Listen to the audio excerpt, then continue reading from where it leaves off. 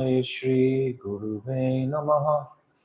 Guruve Gaurachandraya Radhikaya Taralaye Krishnaya Krishna Bhaktaya Tarabhaktaya Namo Namaha. Yam Pravajantamana Petyam Apetya Krityam Vaipaino Viraha Katara Ajunhava Putreti Tanmaitayo Tarabobinidus Tam Sarvabhutam Hridayam Munimanatoshmi. I first of all offer a millions of Dandavat pranams unto the lotus feet of my most beloved Gurudev, Nitya Leela Pravishta Om, Astol Tarasara Shishimad, Srila Bhaktivedanta Narayan Goswami Maharaj. And the same again unto our dear most beloved Nitya Leela Pravishta Om, Astol Tarasara Shishimad, Srila Bhaktivedanta Swami Srila Prabhupada. And all the Vaishnava and Vaishnavi devotees of the Lord, my Dandavat pranams to everybody. So now we're halfway through the 12th chapter, but we'll just do our Fal Shruti, glorifying the entire precepts of the Jaiva-Dharma in a nutshell. This is what Bhaktivinoda Thakur has given us. Okay, go to number 6. Jade Dvaita Jnana Heya Chitya Upadeya Krishna Bhakti Chiradina Upaya Upaye. Such knowledge, which is solely related to the duality of this dull material world, is fit to be rejected. Whereas transcendental knowledge of the divine duality within the spiritual world, Chit Jagat, should be accepted forever within one's heart, both as the upaya, means of attainment, and the upaya, the goal worthy of attainment. Very beautiful. Okay. Jiva Kabu Jada Nai, Hari Kabu Nai, Hari Saha Jiva Chintya, Veda Abedamai. The jiva is not a product of dull matter, nor is he Keval Advaita, absolutely one in all ways with Sri Hari. The jiva is inconceivably different and non-different from Hari. So we know this conception was being debated and challenged throughout the Sampradayas prior to Mahaprabhu. These were the main topics. Is the jiva one completely with Krishna? Is he separate? Are there two? The jiva and Krishna? How is that? And then Mahaprabhu, only him coming and giving Achintya Beda Abeda, the difference and non-difference. And we discussed in that chapter I was reading before with you on page 346 about Nata Sarup, Gyan Sarup, Mantri Sarup, etc. These similarities between the jiva and then the distinction between the difference between them. So very important conception to, because we are part of Krishna. At the same time, we're completely different in quantity. So this deep subject matter is really explained in Jaiva-Dharma. Okay, number 8. Deha Kabu Jivanai, Dhara Bhogyanai, Dasa Bhogya Jiva Krishna Prabhu Bhoktahai.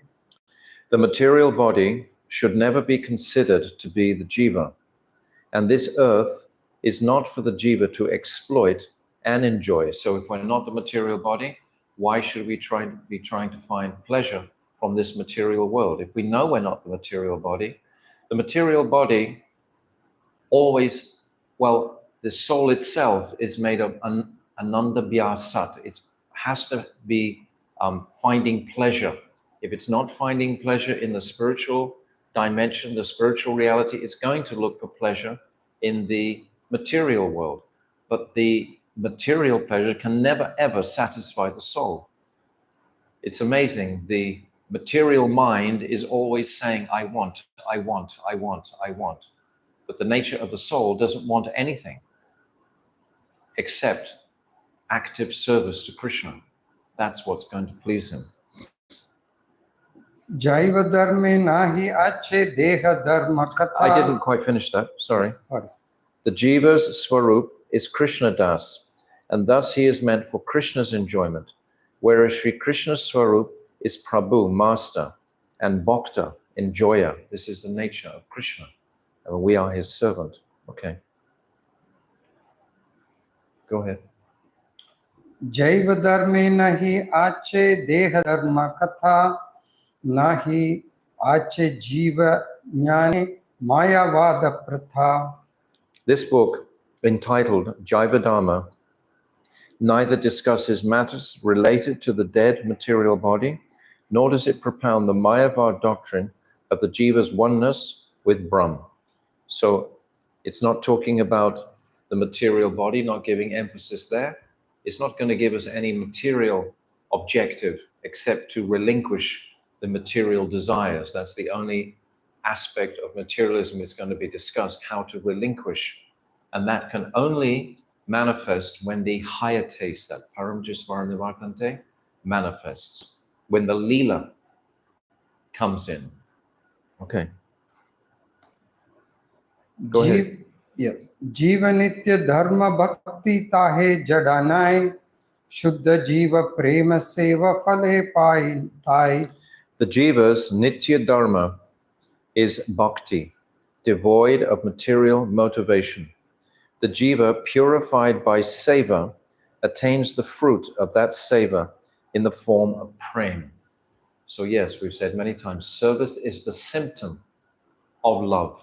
If we love anybody, in any respect, even a dog, a cat, we'll give them something, we'll serve something. So that service is the ingredient, is the active ingredient to demonstrate our attraction and affection. I was just saying previously that Lord Jagannath, he inspires service, he inspires love, he's radiating magnificence and love.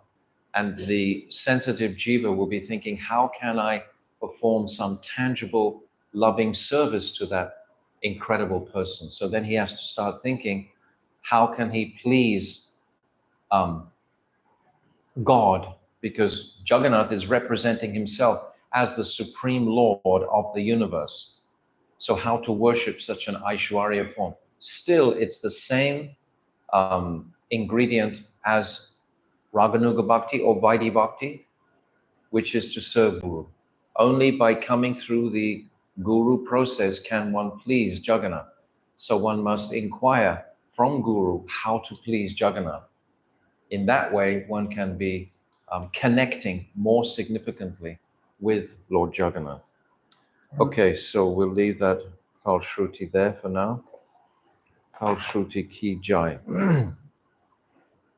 So now in my book, it's on page 266.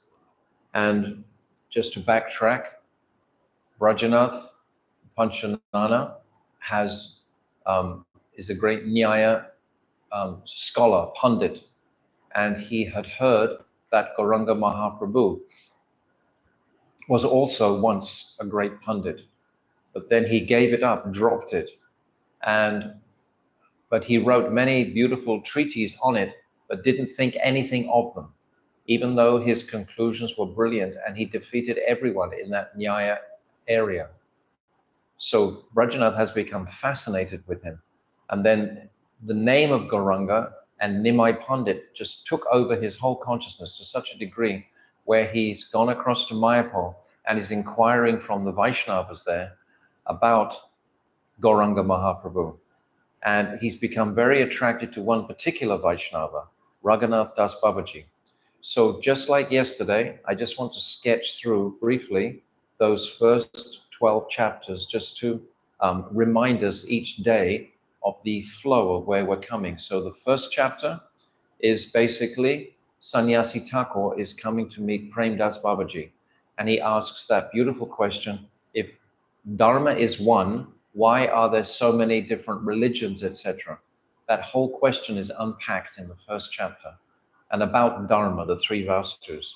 Then the second chapter is if the jiva is infinitesimal, how can his pure function be eternal?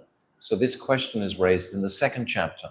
These are very significant, deep understandings that we must imbibe to feel comfortable with this Jaiva-Dharma.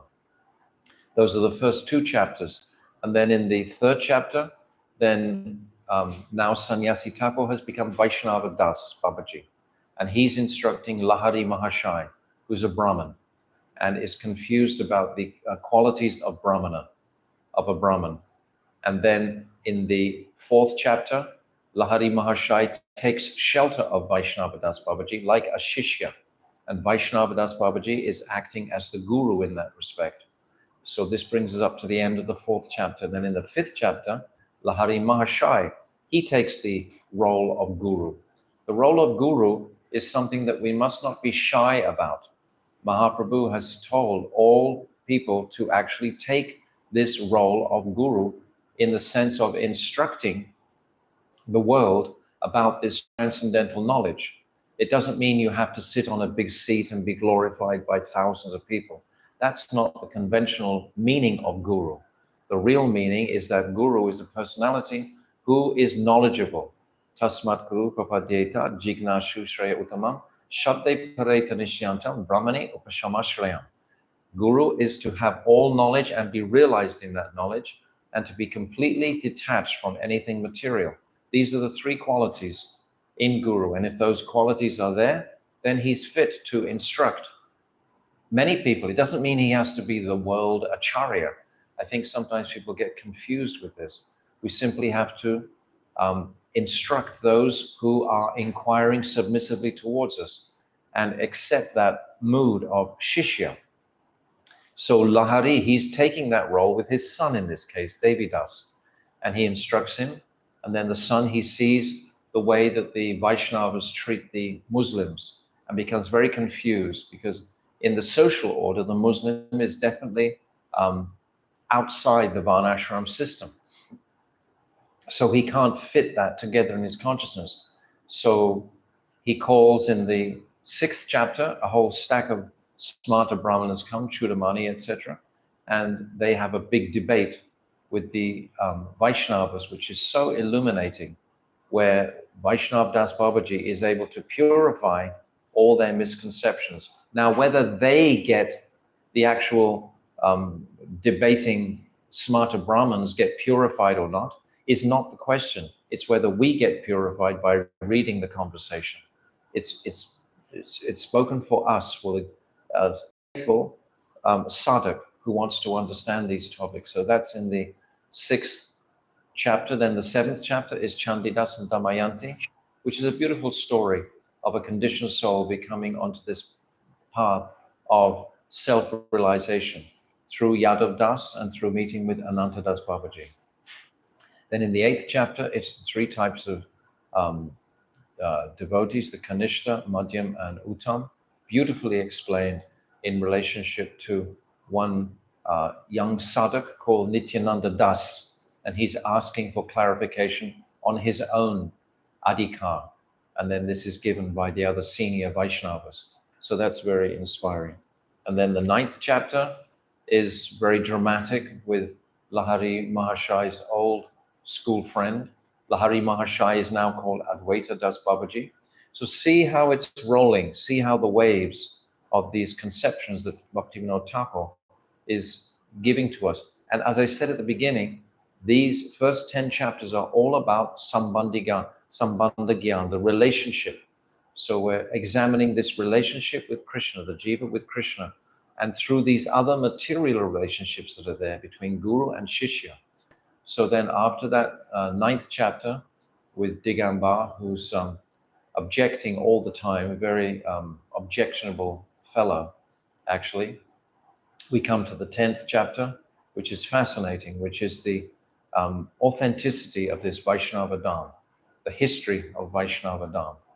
And this Nyaya Ratna, he's asking all types of questions. They go to challenge the Vaishnavas, but they are again completely defeated by Vaishnav Das Babaji's erudition in explaining the history.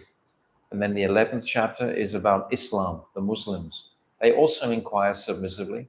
And this chapter is principally about deity worship. What is the purity of deity worship? How can deity worship be accepted? So then that's the 11th chapter. Now we've come to the 12th chapter, an introduction to the main character who's going to sit with us right the way through till the 34th or 35th chapter, Brajanath Panchananai. And he's born in Bilva Pushkarini, near the grandfather of Chaitanya Mahaprabhu, Nilambara Chakravarti Thakur, and showing the real locations of Navadvip Dham. And he's a great Nyaya Pandit, but he's taken interest in this, or he's taken interest in Gauranga Mahaprabhu directly, and Gauranga Mahaprabhu is guiding his heart to take association of the Vaishnavas.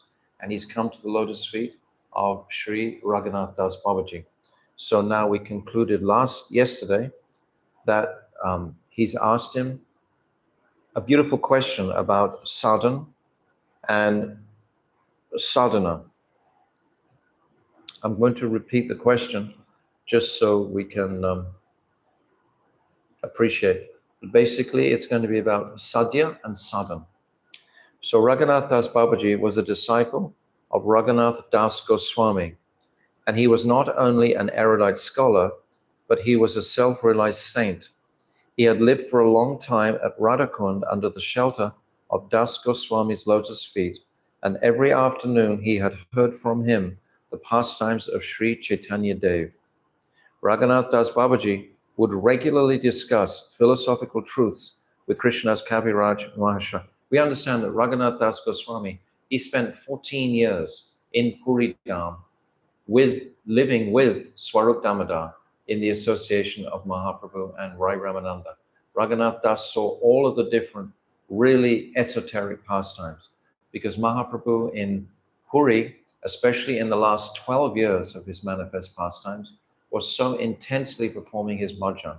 And Raghunath Das, he witnessed these extraordinary exhibitions of these sattvika bhavs in the body of Mahaprabhu. It's understood that Mahaprabhu, he's taken the bhav and kanti of Sri Radhika. He wants to taste that Mahabhav, not just Mahabhav, but that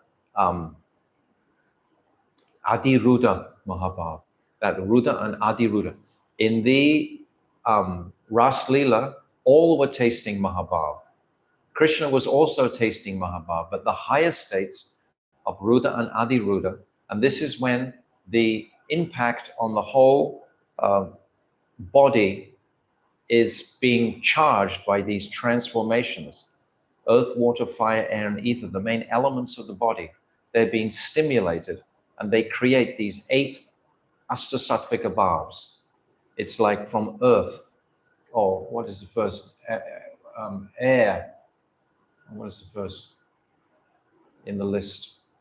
Bhumir Apo. Huh? Bhumir Apo Nalova. Yeah, so in English? Earth. But that's at the bottom. Anyway, these 8 Ashtasattvika bhavs, 5 elements. Yes, the earth, water, fire, air, and ether. And coming from ether initially, this is like stamba, when this was stunned. And then it comes down to ashru, tears, water, earth, water. And then it comes to fire by varnya and swaved, these 2 symptoms of fire. And then is earth, water, fire, air. Then air is pralaya, is when one is practically dying. And then earth, water, fire, air, ether, this, or it's called space in Bhakti Rasamrita Sindhu. And this is romancha, kampa, and swaved, these 8 Ashtasattvika bhavs. And when Krishna goes to beg from Sri Radhika, Radhika tells him that you won't be able to tolerate this. Your body won't be able to tolerate these moods. And we witness this, these moods inflicting practically the body of Mahaprabhu when he becomes like a tortoise, when his body becomes elongated in the ocean. This is demonstrating that his body can't withstand these Ashtasattvika bhavs manifesting within them. but it does show us that he's tasting those highest moods that he came to taste, but his body can't handle it. But Raghunath Das Goswami, he's witness to all of this. So this must have been extraordinary to be in the presence of someone who had actually witnessed this. So now he's relating these experiences to Srila Krishnadas Kaviraj and to Raghunath Das Goswami in Radhakund, when Krishnadas Kaviraj is writing this Chaitanya Charitamrita. And Raghunath Das Goswami here, we can say, is practically on the same level as Krishnadas Kaviraj. So this is the Babaji who is now going to be relating all of these truths to us all the way through the Das Mula section. So we should be feeling great confidence in the words coming from this Babaji now. So this is the history, the background of where we're coming. Would regularly discuss philosophical truths with Krishnadas Kaviraj Mahashai, and whenever some doubt arose, they resolved it by inquiring from Sri Das Goswami. After both Raghunath Das Goswami and Krishnadas Kaviraj Goswami left this world, Sri Raghunath Das Babaji came to Sri Mayapur and became the principal Pandit Babaji in the Sri Gaudiya Mandal. He and Premdas Babaji, Premdas Paramahamsa Babaji Mahashai, who we've already met in the first chapter, of Sri Godharam, often discussed topics of Sri Hari absorbed in Prem. So we're getting to know these different personalities and their histories and so on. So we can develop an affinity with them, so our faith and deep belief in what they're going to say and how they're going to impart these truths will be very strong. Babaji, Nyaya Panchanana Mahashai. Anyone who studies the Nyaya Shastra and then inquires about sadhya and sadhan is certainly blessed in this world, because the chief aim of the Nyaya Shastra is to compile axiomatic truths through logical analysis. It is a waste of time to study the Nyaya Shastra just to learn how to engage in dry argument and debate. If one does so, his study of logic has produced an illogical result. His labor is futile, and he has spent his life in vain. So, studying these truths, if they're not in the focus of developing my loving relationship with Krishna, if they're just to exercise the agility of my mind in defeating and debating with other people, where is that? What value possibly does that have? What he's about to describe now with the sadhan and sadhya is three. I'm just going to say it briefly, because there's three truths that everyone in existence follows. They're either seeking bhukti, or they're seeking mukti, or they're seeking bhakti. So these three essential paths is what's going to be mapped out in the next few pages. So if I tell you that in advance, then the language is not going to confuse or bewilder us at all. Actually, well, I'll tell you that afterwards. So I actually made a small little book about this part of the Jaiva-Dharma called Beyond Liberation. If any of you read that book, Beyond Liberation, this is about bhukti, mukti, and bhakti, these three paths, and how everyone is following one of those three paths. Everyone is following that. Sadhya means the truth, tattva, that is attained by undertaking a specific practice. The practice is called sadhan, and it is the means that one adopts to obtain the sadhya, the goal. I said yesterday how sad means perfection. The sadhan, the sadak, the sadguru, and the sadhya. All sad means perfection. So these are perfected states, perfected practice, perfected goal, perfected practitioner, perfected guru. Those who are bound by Maya view different objects as the ultimate goal of life according to their individual tendencies and qualifications. In reality, however, there is only one supreme goal. So all conditioned souls are bewildered about their focus and purpose, but in reality, there is only, it's like we discussed previously in the first chapter, there is only one Dharma, Vaishnava Dharma, or Sanatan Dharma, this Dharma. So there's only one supreme goal for the jiva. It's not multifaceted like that. The jiva likes to sometimes proclaim it is because he doesn't know what is the supreme object. So he gives credence to so many other paths and becomes bewildered. There are three goals that one may try to attain, and different individuals will choose one or the other according to their tendency and adhikar, eligibility. These three goals are bhukti, material enjoyment, mukti, liberation, and bhakti, devotional service. So everyone is following those three.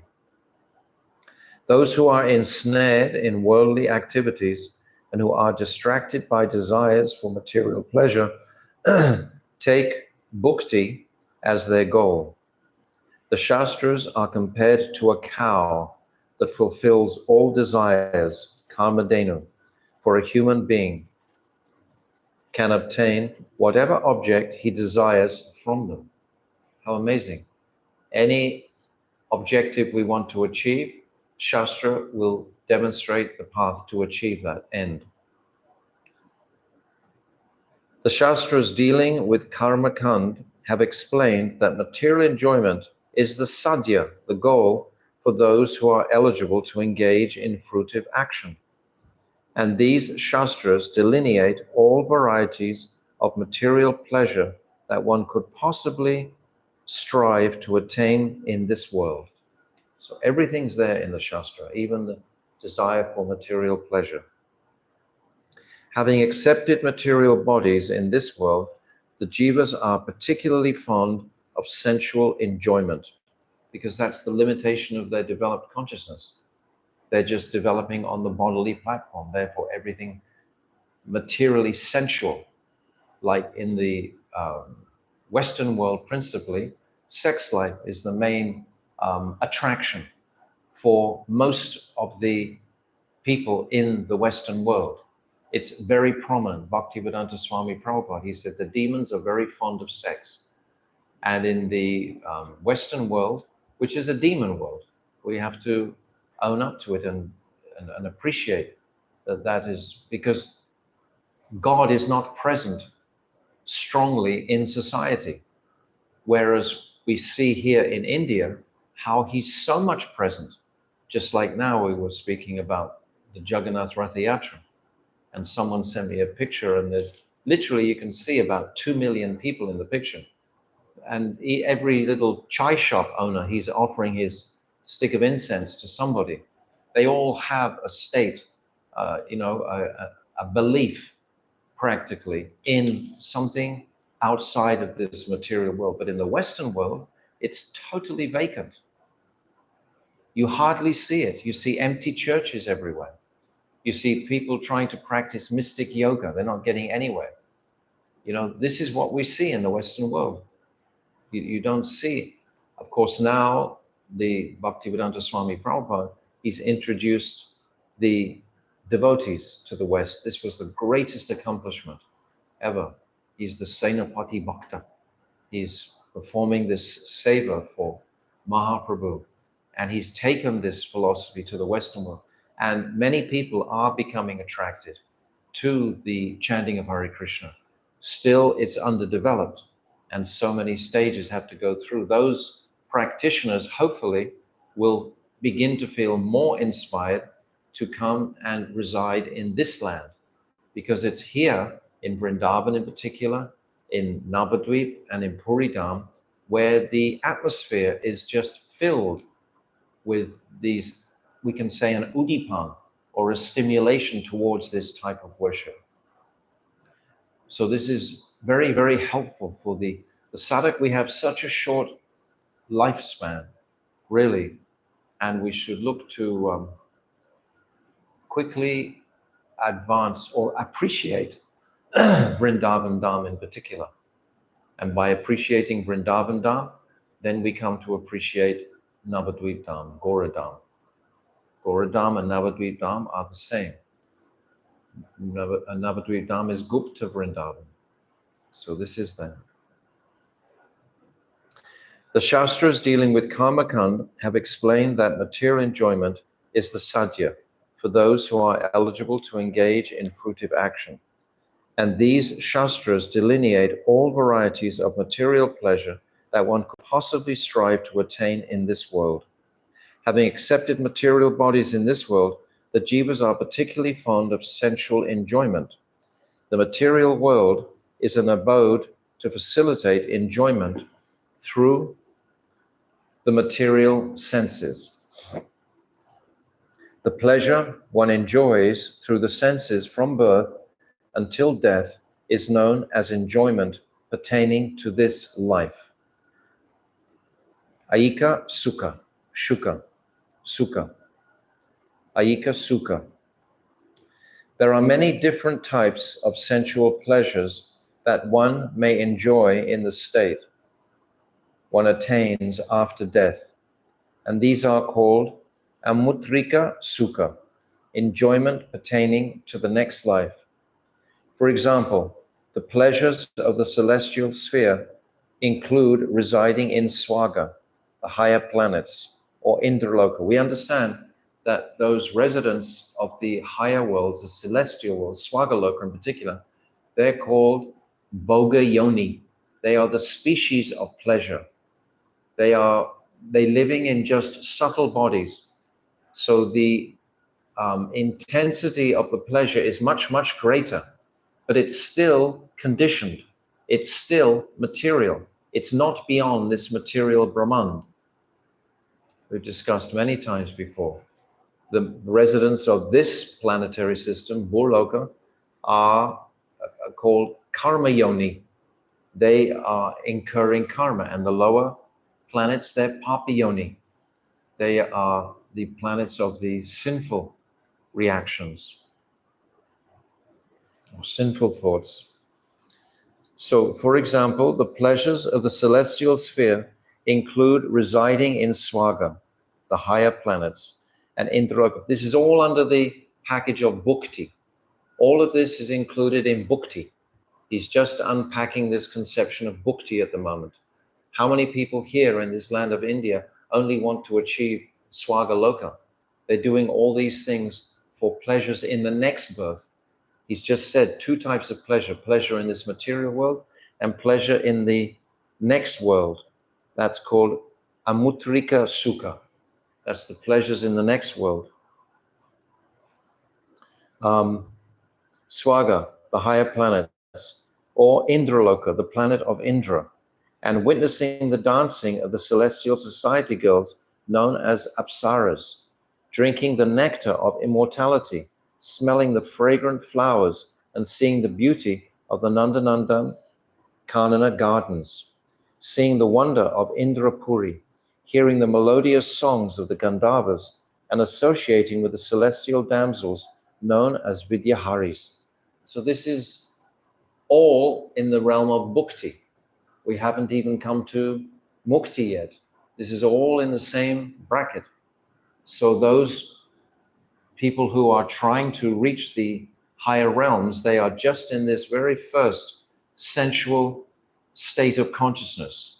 They haven't even progressed to inquiry beyond the material body yet. That comes next.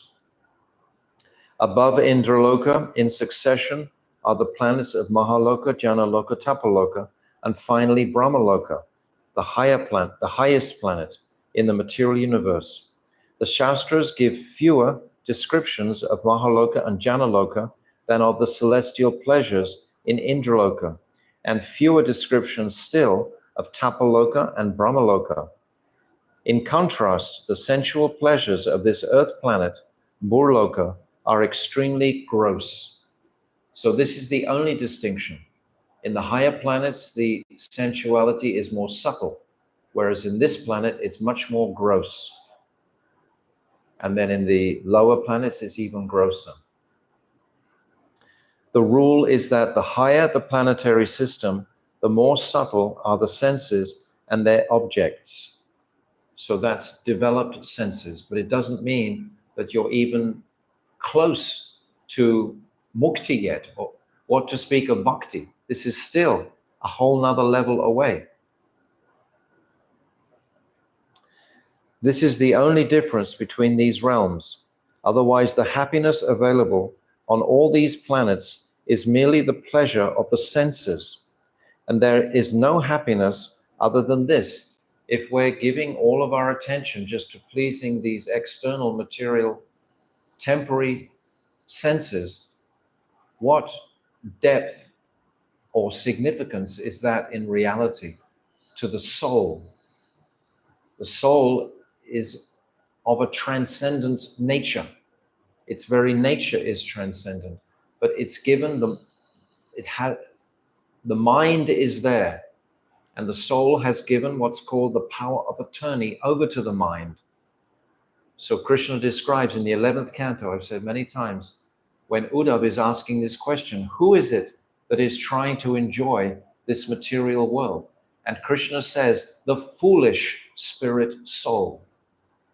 The foolish spirit soul. We are spirit soul, and we've given our power over to the material mind. So through the material mind, we can take back our ownership of our souls. Bhaktivinoda Thakur, he said that the mind is the only instrument we have for attaining the soul. We use our minds to attain the soul. Cheto Dapana Marjanam, Bhava Mahata Bhagni Nirapanam. Mahaprabhu is saying in his opening lines of Shikshastakam, this purification of the mirror of the mind will put us in touch with our chitta, with our soul.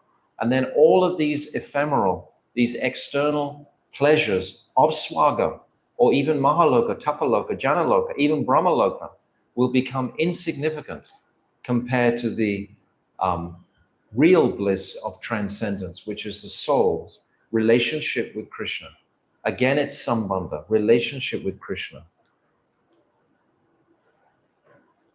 This is the only difference between these realms. Otherwise, the happiness available on all these planets is merely the pleasure of the senses, and there is no happiness other than this. Spiritual happiness, chitshuk, is absent on all these planets, for the happiness found in such places is related to the subtle body, which consists of the mind, intelligence, and ego, and is merely a semblance of pure consciousness, a semblance. The enjoyment of all these types of pleasure is called bhukti. The whole package, it's all called bhukti. And the sadhan for the jivas trapped in the cycle of karma consists of the activities they adopt to fulfill their aspirations for bhukti. It is said in the Yajna Veda, Yajur-Veda 2.5.5, Swarga Kamo Ashvamedam Yajeta. those who desire to attain the heavenly planets should perform the Ashvamedha Yajna. The Ashvamedha Yajna is described many times in the Bhagavatam, and it requires a lot of wealth. It requires a lot of organization. It's a big production. And what is its purpose? What is its objective? Is to attain the heavenly planets. The Shastras describe many different types of sadhana to obtain bhukti, such as a particular type of fire sacrifice called Agnistoma. Oblations offered to a certain class of devatas, digging wells, building temples, and performing similar beneficial works for others, and ceremonies performed on the days of the new and full moon. Bhukti is the object of attainment, sadhya, for those who aspire for material enjoyment. You see, the scripture is also filled with this. When Vyasadeva was first compiling his Bhagavatam, it was filled that he had already written so many scriptures about karma kanda, because that's the limitation of people's desire for material pleasure. They're not going beyond that into transcendence yet. And it encompasses a lot more than we might first imagine. All this higher worship and so on. Like many educated Indian souls, they're all performing their Ganapati puja and their Durga Ma puja like this. It's puja, so it's something. It's a grade up from no puja. But still, what is going to be the goal of that? Just material, sensual pleasures. Digging well, building temples, and performing similar beneficial works for others, and ceremonies performed on the days of the new and full moon.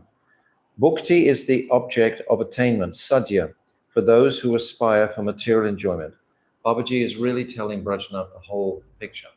He's going to go in great detail. He's taken a great attraction to Brajnath. Brajnath is a very illuminating person. He's a very scholarly, erudite person. So Babaji is coming out and going to tell him the whole story.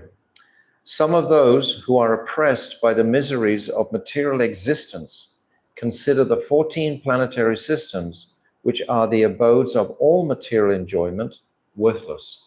So it's interesting that misery is what actually can ignite a cry for something beyond sensuality.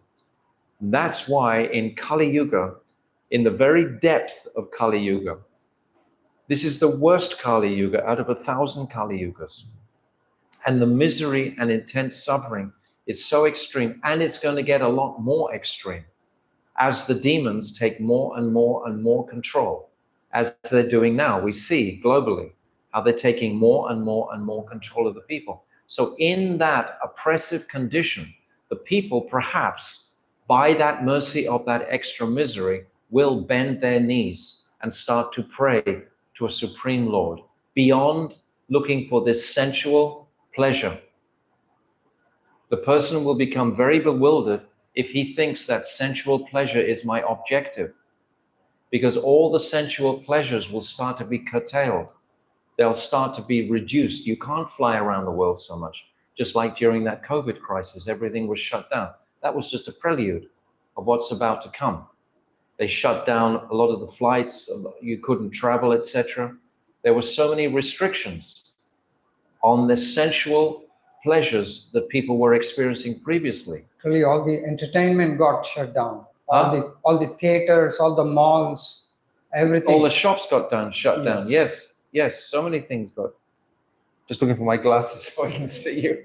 Yeah. Sources, all the sources of entertainment. Yes. They all shut down. Yes, the cinemas, everything. Because apparently they were breeding places for this so-called pandemic. Anyway, another story.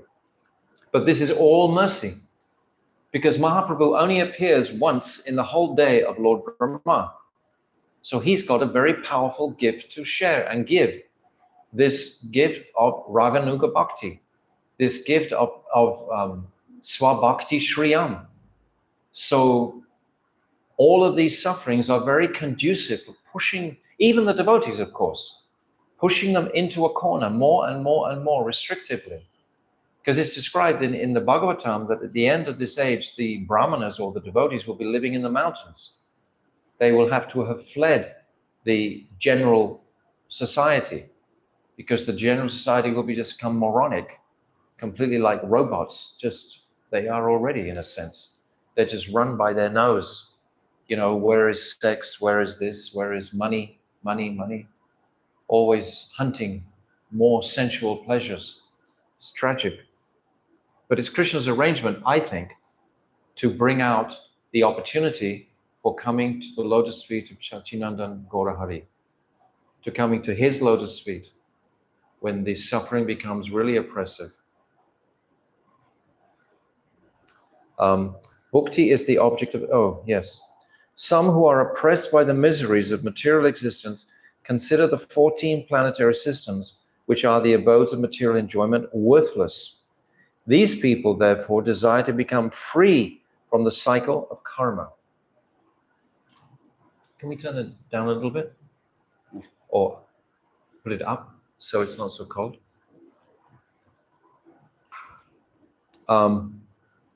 They consider that mukti is the only sadhya and that bhukti is simply bondage. Such people say those whose inclination for material enjoyment has not yet waned may realize their goal of bhukti by following karma kand. However, Bhagavad Gita states, Kshine punye martya lokam vishanti. this is from 9:21, Bhagavad Gita. When their pious credits have been exhausted, they again enter the planets of mortality. So it's a whole sequence that he's laying out. Actually, I was thinking before that it would be really wonderful if someone makes a map of this topic, bhukti, mukti, bhakti. And where do they lead? Bhukti is karma kand, swaga, etc. Moksha, mukti, is liberation from there, but it's still bound because it's not bhakti yet. So it's limited. And only the path of bhakti is going to completely take us out of this bondage. Such a gift. Jaiva-Dharma is such a gift. It's giving it so logically. This shloka establishes clearly and indisputably that bhukti is perishable and not eternal. Whatever is subject to decay is material, not spiritual. One should undertake sadhana only to obtain an eternal objective. Mukti is eternal, so it must certainly be the sadhya for the jivas, but mukti still is only partially. Becoming free from the material world is only the beginning. Becoming liberated is just the beginning. Mukti can be obtained by 4 types of sadhana. These are discriminating between eternal and temporary objects, just like in the 2nd chapter of Bhagavad Gita. Dehi noshmin yada dehi komram yovaranja. So many verses are there describing the distinction between the soul and the material body. Renouncing enjoyment of the fruits of this world and the next. Developing 6 qualities, such as control of the mind and senses. This is Vacho Vegam, Manasa Krodha Vegam, Jiva Vegam,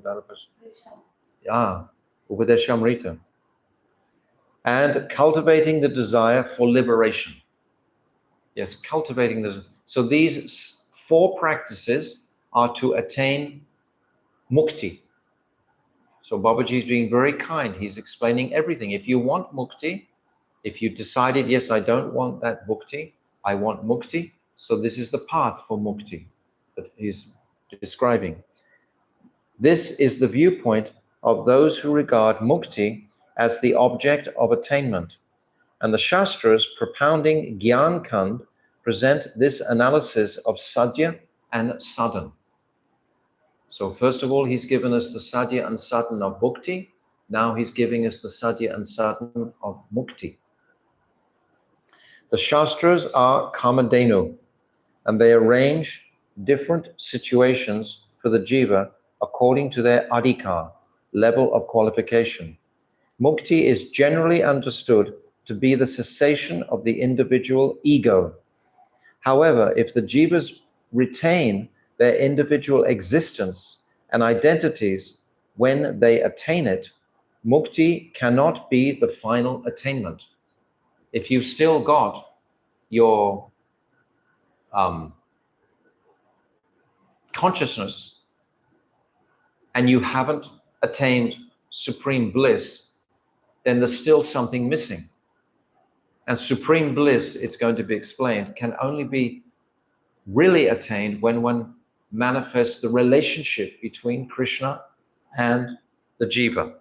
It's only this place that's going to really, that yeyatma suprasidati. This was the question that the sages asked in the 1st chapter, and that was answered in the 2nd chapter of the 1st. What's that? Savai pumsam paro dharma, yato bhakti arhoiksaje, Ahoitiki apratihata yeyatma suprasidati. This yeyatma, suprasidati, the Atma will become satisfied when one worships adhoksaja, that inconceivable personality.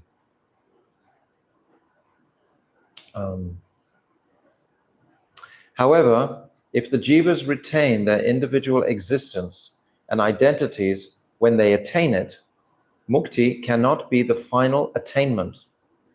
This means that the jivas can only take mukti up to the limit of annihilation of the individual self, nirvana. My Gurudev used to describe it like if you put chickpeas in a fry pan and you heat them, they're cooked. They will never, ever, ever sprout. It's spiritual suicide to try to actually reach that nirvana, which is to annihilate the false ego altogether. It's like spiritual suicide. Because if the soul becomes satisfied in the Brahman, Brahma Bhuta Prasanata, now Sochati Nakat, no suffering, no lamentation, it's all very warm and loving atmosphere, but there's no relationship, you can become attracted to that again and stay there forever. That's spiritual suicide. And many are on this path. It's tragic. Because once you taste that extreme self-satisfaction without the relationship with the Supreme, why would you want to go and try and make a relationship with the Supreme after you've experienced that bliss? That bliss becomes overwhelming. Yes, I'll just stay in Nirvana. Stay forever.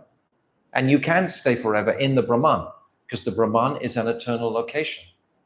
You just sit forever in there. That's tragic. But the jivas are eternal, so they cannot really be annihilated. No, they're not annihilated. They remain within the Brahman. This is confirmed in the Shvetashvarata Upanishad 6:13. Nityo nityanam chetanas chetananam. He is the supreme eternal being amongst all the eternal living beings. And he is the supreme conscious entity amongst all conscious entities. I think we can turn that off now. Okay. This and other Vedic mantras establish that the jiva is eternal and that annihilation of his individual existence, nirvana, is therefore impossible. But my Gurudev describes that it is possible. If you're a jnani and you really want to merge into that place, you can merge into that place eternally. There's a loophole that if a great sadhu like Narada Muni or Bharat Muni comes through and the dust from their lotus feet reignites consciousness within that dormant living entity, then again they can start inquiring with their where is love, because that's the first thing they inquire for. And then again they can come back down to this material world.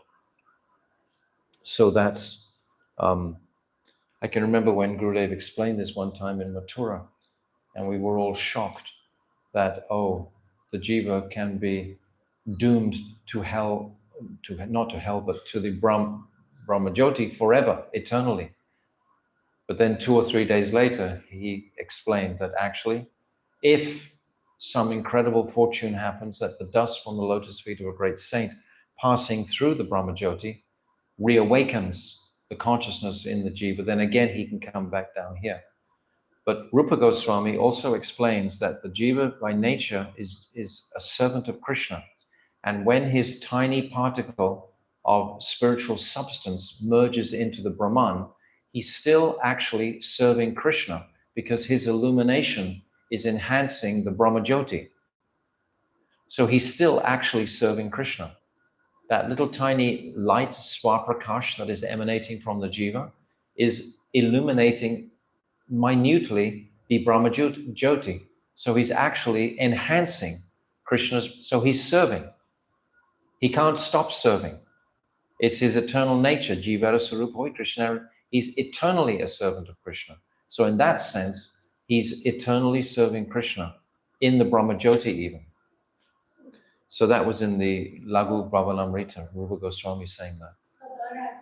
So it is not like usually it is said that Jiva is from the Tatastha platform.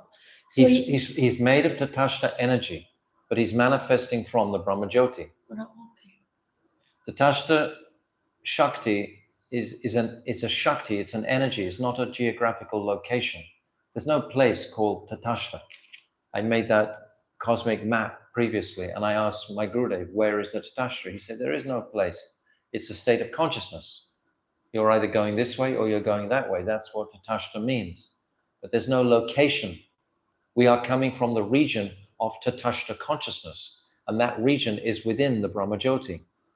And within the Brahmajyoti, when that consciousness rises in the heart of that jiva, then there's an influence of Krishna on one side and the glitter of Maya on the other.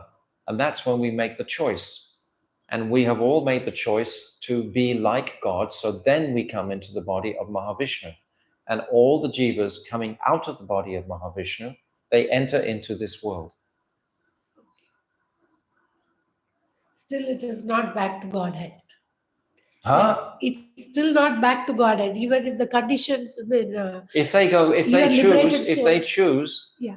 and more jivas choose to go back Jyoti than choose to come here, the percentage is far more are influenced by the beauty and speciality of Krishna emanating down, and then they go to that world according to their staibhav.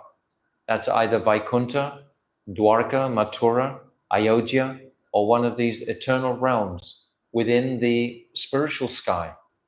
More jivas go back to there coming from the Brahmajyoti, and less come into this world.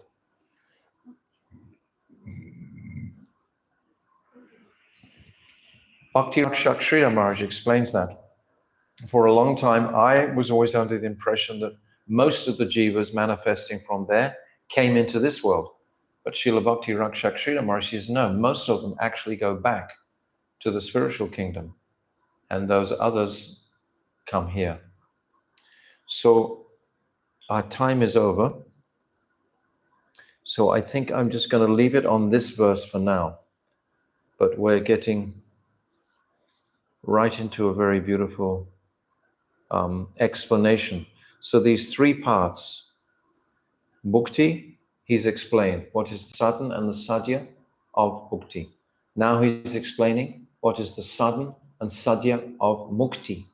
And tomorrow we'll hear what is the sadhan and sadhya of Bhakti. So this is the process. Very systematic, very logical. That's what I was saying. Be very simple to make a nice diagram with these terminologies in there to that we can see. Because everybody falls into one of these categories. This is what that little book, Beyond Liberation, was about. It was about everyone falls into this. No one likes to be told, oh, I am in this path or I am in that path. They all like to feel they're in their own paths. But they are in their own paths of searching for material pleasure. So, Jaiva-Dharma ki jai, Srila Gurudev ki jai, Srila Bhaktivinoda Thakur ki jai, Anantakota Vaishnava Vrinda ki jai, Gaur Premanande, Hari Hari Bo, Vanchakalpatarubhyascha, Kripa Sindhuvevacha, Patitanam Pavanibhyo Vaishnavebhyo Namaha, Gaur Premanande, Hari Hari Bo. Did you let me say my Vanchakalpas?